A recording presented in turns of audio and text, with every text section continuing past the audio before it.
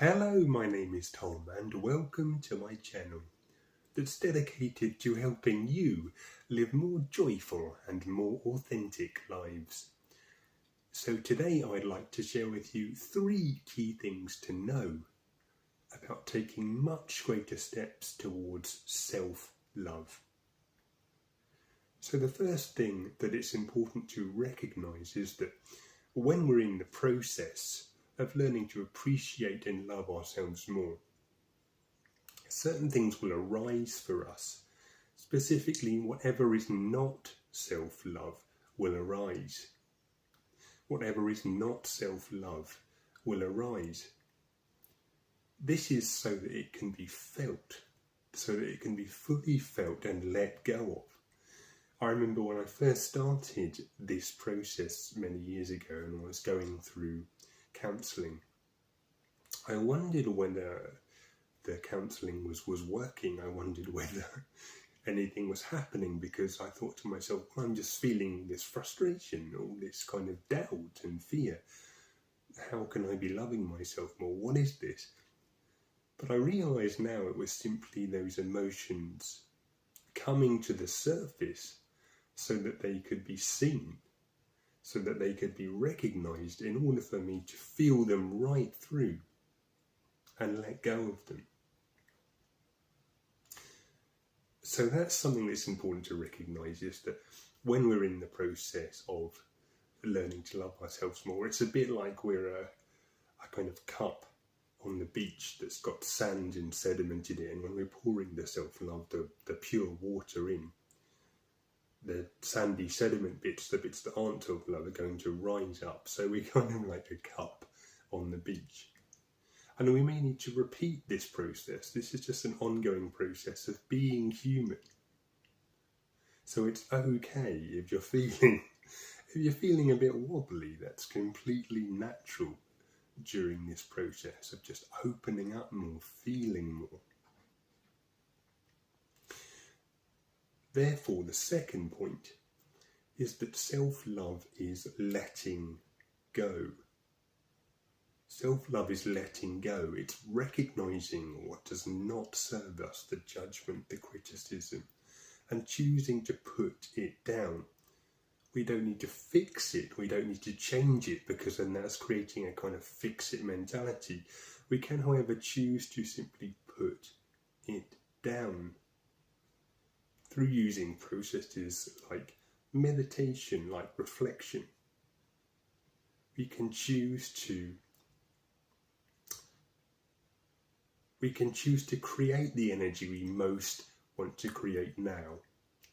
So it's a balance really between letting go of what doesn't serve us and doing to move towards what does. So it's a balance between the being, feeling the emotions, feeling the challenges, just letting them move through our body so that we can let go. And taking action on the things that we do want to do, letting go of what we don't, and then doing what we do want to do, balancing the being and the doing. So that's the second thing to know about moving towards greater self-love. So really, in order to do that, we're looking at routines as well. We're looking at structuring in the kind of routine that allows you to be and reflect so that you can let go of what's not serving you. And the kind of routine that allows you to therefore spend more time on the things that you do love, which might mean reorganising and restructuring a few different things in your life, which is okay. That's all part of the process, and it's a healthy process. So the third thing really to know about this process is that we therefore need to create a vision for what self-love looks and feels like to us. We kind of need to give ourselves some sort of roadmap towards it, so that we can structure in the things that we most want in life. Again, it's using that routine that I mentioned in the second step. So this kind of thing is talked about a lot in personal development and personal growth. You might want to create, for example, a vision board. It's fairly kind of old school.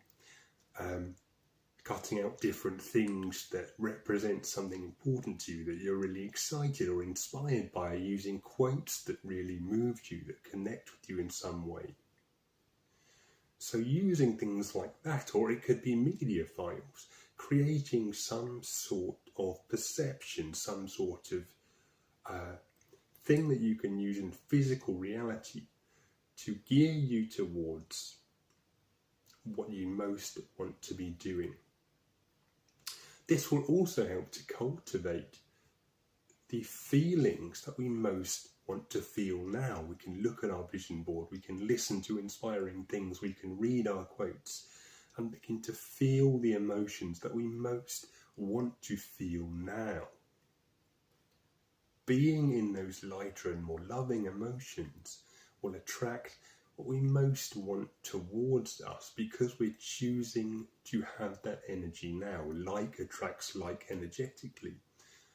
We'll be familiar with this if you're a Reiki practitioner, for example, or if you just enjoy working with energy, and that's a concept you may have come across already.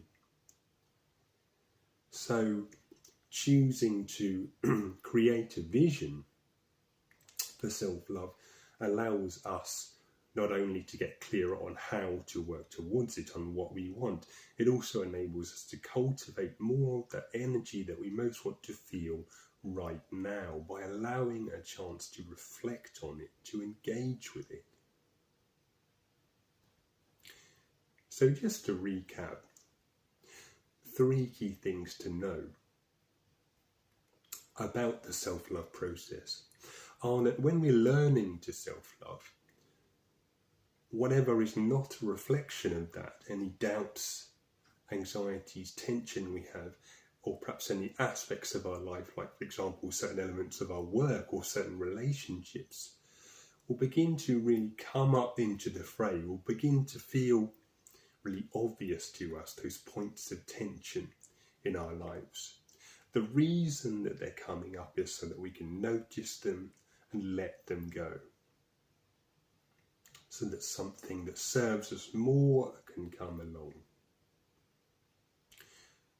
So the second thing to know about the self-love process is, as I've just mentioned, that it is a process of letting go. So we've got the being, and then we've got the doing, moving towards what we do want, balancing the being, feeling heavier emotions, and then moving towards the doing, creating what we do want. And the third point, in order to aid that creation process, we need to have a vision for what we feel self-love is, for what self-love looks like, what actions and things we'd be doing in our lives that are a reflection of who we most want to be, so that we can begin to cultivate some of that energy now and draw it towards us, draw self-love towards us, because it's something that we always have access to. I talk about drawing it towards us. It's because actually it's already within us. That energy is attracting similar energy towards it. Love attracts love. So yeah, there are 3 things to know about processes for much greater self-love. Thank you very much. I hope you've enjoyed this video today. My name is Tom. Feel free to like, comment and subscribe. Look after yourselves, keep self-loving, have a fantastic day, and I'll see you soon in the next video. Thank you.